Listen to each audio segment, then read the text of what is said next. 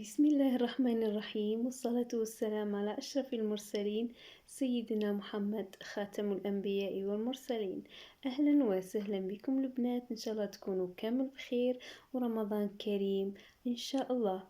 متواصلين معكم دائما في تحضيرات الوصفات الرمضانية. اليوم جبت لكم طريقة تحضير الحميص بطريقة سهلة وبنا ما نحكي لكمش. هاد الوصفة أنا نعتمدها شخصيا، إن شاء الله تجربوها وتعجبكم. ونفوتوا مباشرة للمقادير وطريقة التحضير.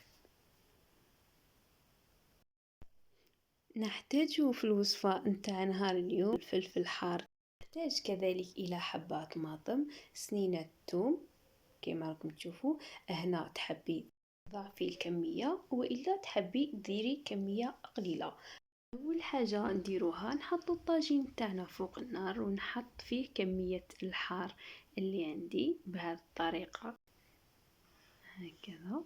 نحط كذلك حبة طماطم، نضيف كذلك سنينات الثوم. هنا اذا حبيتي الحميص نتاعك ما يكونش حار بزاف ضيفي كذلك ريصان فلفل حلو. نخلو الفلفل تاعنا يتشوى كيما راكم تشوفوا، ما لازمش نخلوه حتى يتحرق لي بهذه الطريقة هكذا. نكمل نشوي كامل كمية الفلفل نتاعنا. دائما نأكد انه ما نخلوش الفلفل تاعنا يتحرق. بعدها ناخذ كيس بلاستيكي ونحط فيه كامل الكمية نتاعي. هذه الطريقة راح تخلي لي الحار قشر لي بسهولة. نخلي كامل المكونات نتاعي حتى تبرد ونعاود نرجع لكم. عاودت رجعت لكم بعد ما برد لي الفلفل نتاعي كيما راكم تشوفوا. انا هنا حطيته في هذا الكيس واستعملت كذلك القفازات هذوما. هنا الفلفل نتاعي راهو يتقشر بسهولة، وكي نقوا الفلفل نتاعنا ما نغسلوش بالماء لانه بهذه الطريقة راح يسمط اذا غسلناه كذا. يعني التقشير تاعو راهو سهل.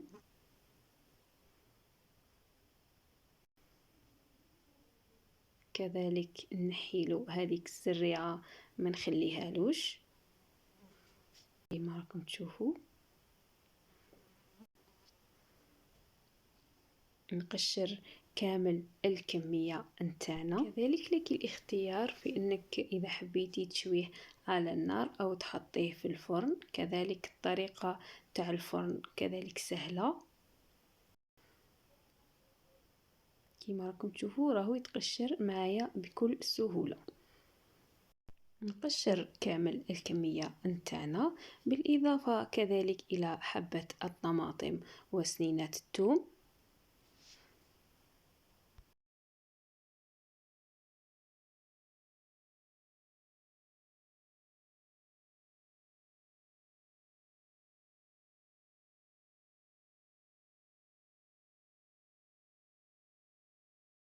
بعد ما قشرنا كامل كمية الفلفل ونحينا له هذيك الزريعة اللي فيه كما راكم تشوفوا، نحطه بهذه الطريقة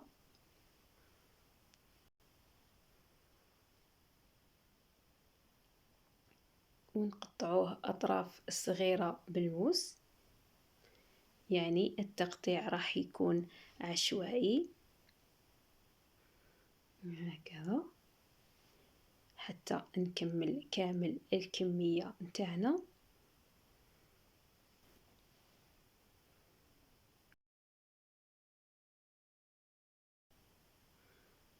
هكذا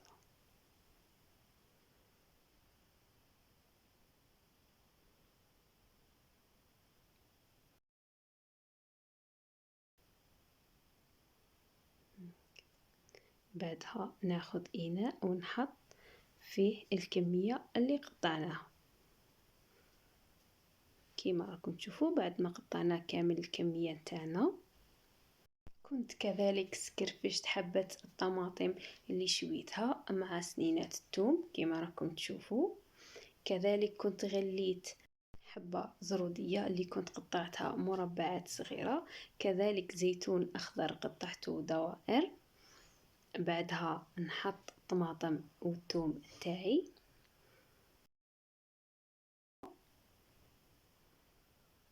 هكذا. نضيف كذلك الزرودية والزيتون الأخضر، ونضيف كذلك مغرفة صغيرة راس الحانوت. راس الحانوت هو اللي راح يزيد البنة في الحميس نتاعنا. نضيف كذلك كمية قليلة من الملح، ونخلط المكونات نتاعنا مليح مع بعض. بعدها نضيف لها كذلك كمية من زيت الزيتون، واللي ما يحبش زيت الزيتون يضيف زيت عادي. انا هنا الحميص نتاعي ما حطيتوش فوق النار، لانه اذا حطيته فوق النار انا بالنسبه لي يرجع تكتوكه. فوتوا مباشره لطبق التقديم.